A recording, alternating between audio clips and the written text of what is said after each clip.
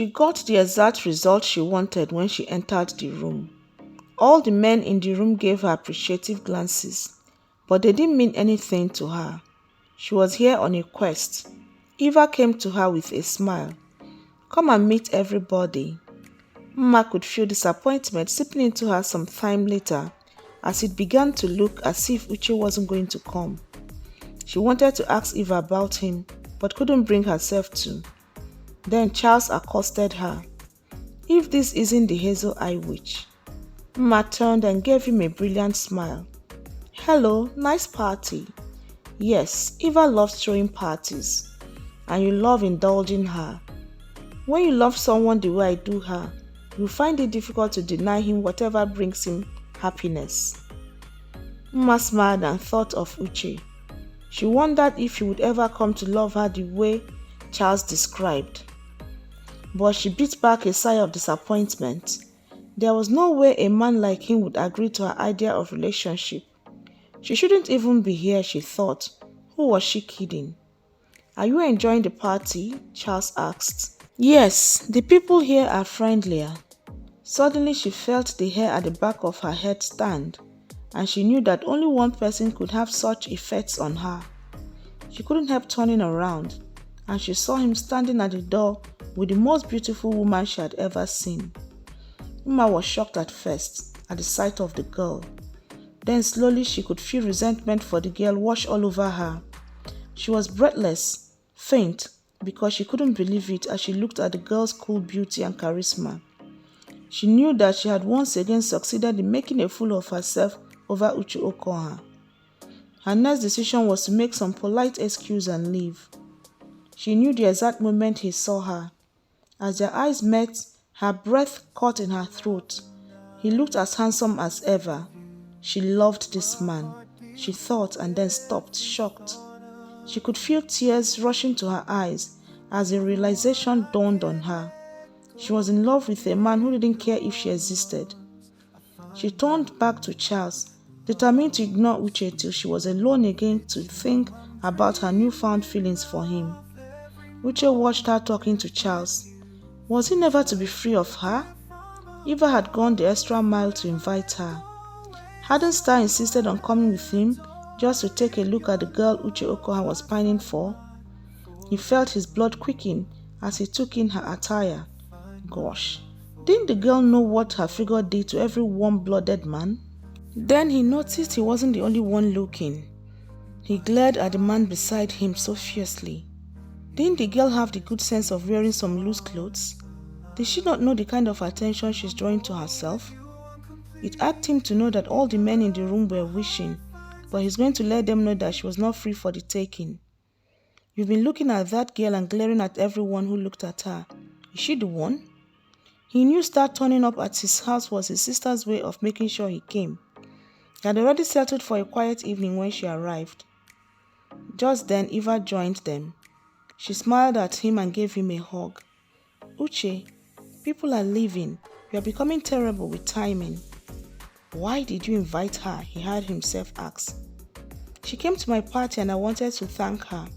After all, you are the one who said I should be friendly to her. Who else did she come with? I can't tell, but I haven't seen her chummy with anybody since she came. Excuse me, he said to the ladies and began to approach Mma.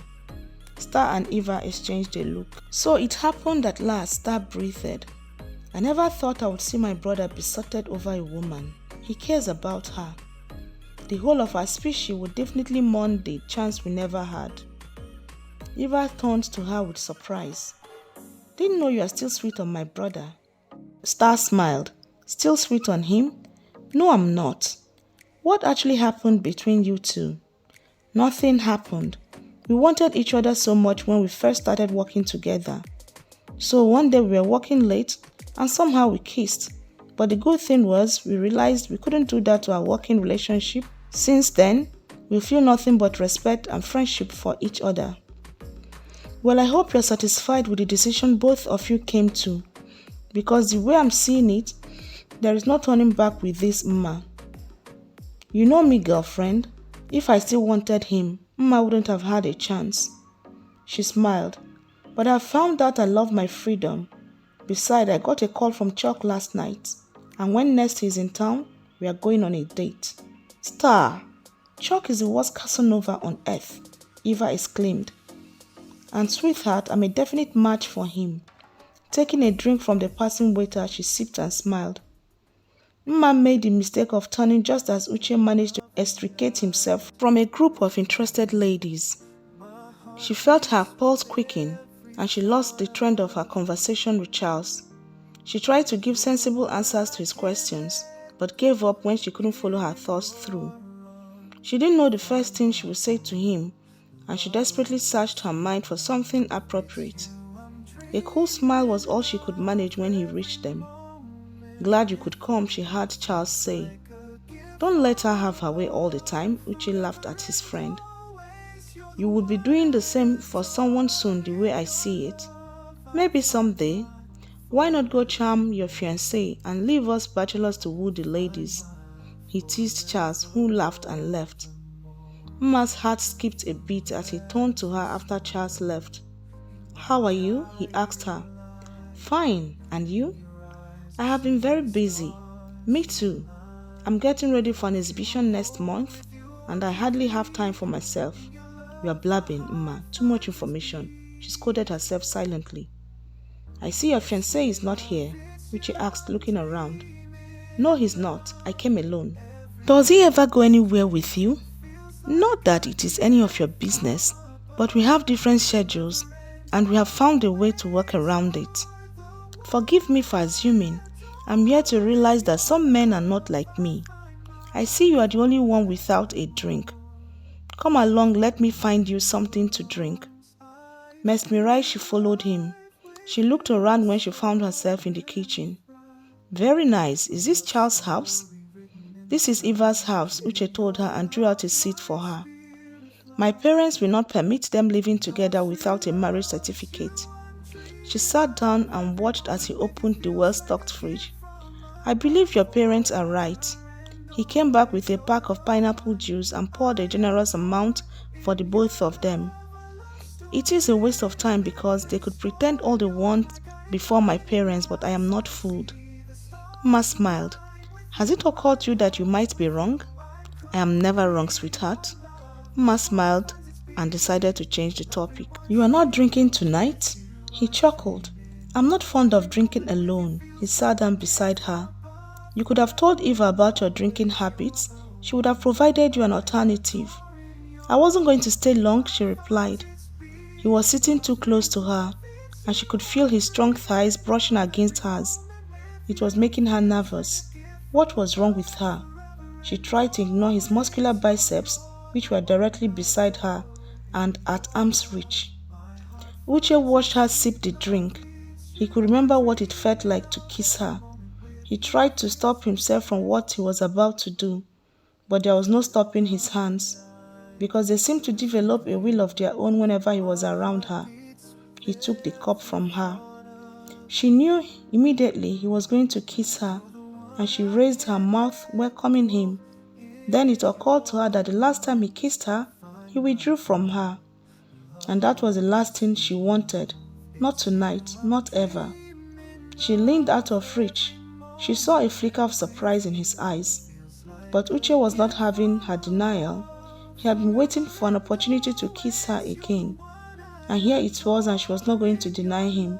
What is it? This is your sister's kitchen, and anybody could walk in.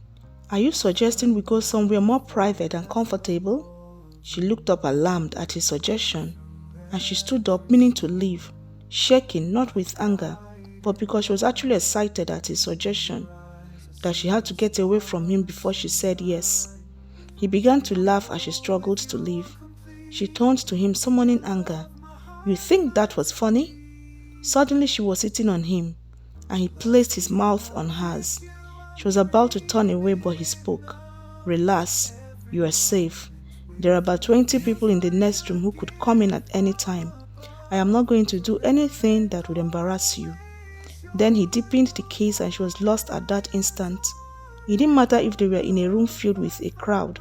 All that mattered was him. This shouldn't feel right.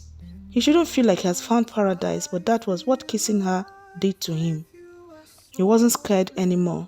He wanted her and he was going to have her. Uche broke the kiss because he had to breathe. She leaned on him and he held her. What do you think about dinner on a beach? Romantic, she murmured, but impossible. Most things are possible with me, babe. He drew her to her feet. Let's go find something to eat. Back in the living room, they found out that most of the guests had gone. Only Star and Eva were in the living room. I see I have been dumped, Star smiled at both of them. Mma gasped, remembering the other girl. In her excitement, she had forgotten he brought a date. I brought my car, Mma suggested. I could meet up with you. Eva, would you please see that Star gets home? Call her a cab. He gave the woman a lingering kiss on the cheek and said something that made her laugh, and then he led her out. What about my car? Mma asked as the door closed behind them. It would get home before you, I assure you. He opened the door of yet another vehicle and helped her in. In the still of the night, I think of you. My heart beats with every thought of